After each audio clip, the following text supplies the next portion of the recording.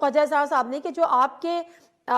جس کو ہم کہنا چاہیے کہ ہب ہیں، گڑھ ہیں پیپلز پارٹی کے، وہاں یہ معاملات نہیں ہو رہے، اس کا کیا مطلب ہے؟ اچھا نادیہ دیکھیں، بات یہ ہے کہ یہ بڑے افسوسناک واقعہ پیر در پیر جو واقعات ہوئے ہیں انتہائی افسوسناک ہیں، اور پاکستان پیپلز پارٹی یہ سمجھتی ہے کہ کسی بھی ورکر، کسی بھی کارکن اور کسی بھی شہری کی جان اور مال کا تحفظ جو ہے وہ انتہائی ضروری ہے۔ پیپلز پارٹی نے نہ کبھی تشدد کی سیاست کی ہے، نہ ہم تشدد کی سیاست پہ یقین رکھتے ہیں، نہ ہم لسانیت کی سیاست پہ یقین رکھتے ہیں، نہ ہم تعصب کی سیاست پہ یقین رکھتے ہیں، نہ تقسیم اور نفرت کی سیاست پہ یقین رکھتے ہیں۔ یہی وجہ ہے کہ آپ دیکھیں پاکستان پیپلز پارٹی کے نہ صرف سیاسی منشور میں الیکشن کے، بلکہ ہماری پارٹی کی لیڈرشپ بار بار اس بات پہ زور دے رہی ہے کہ اس ملک نے بہت نقصان اٹھایا نفرت کی سیاست سے۔ بالخصوص کراچی کی بات ہوتی ہے تو نادیہ آپ کو بھی پتا ہے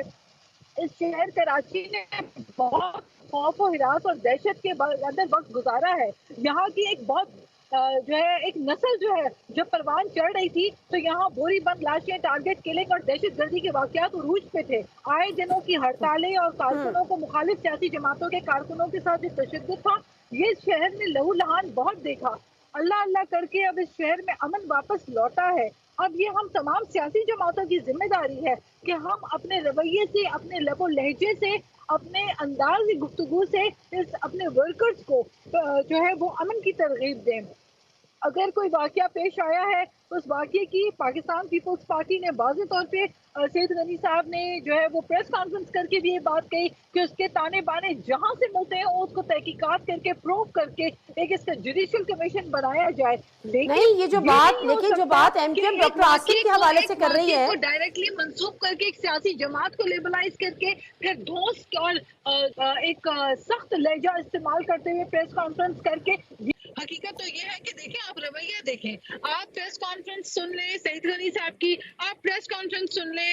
سبزواری صاحب کی، دونوں کے اندر آپ کو فرق صاف نظر آ جائے گا۔ اشتعال انگیزی، نفرت اور جو دھونس کا رویہ ہے، یہ رویہ کراچی کے لوگوں کے لیے اچھا نہیں ہے۔ ہمیں پتا ہے کہ جب ٹاک شو میں یا پریس کانفرنسز میں نہیں بیٹھ کے دیکھیں، غلط لب و ہاں لہجہ استعمال ہاں کیا جاتا ہے تو اس سے ورکرز کے اندر ٹرکل ڈاؤن ایفیکٹ آتا ہے، پھر وہاں سے نفرت جنم لیتی ہے۔